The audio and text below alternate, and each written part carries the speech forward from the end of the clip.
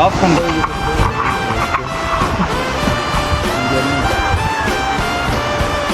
Camera கரெக்டாக திருக்கூடாது.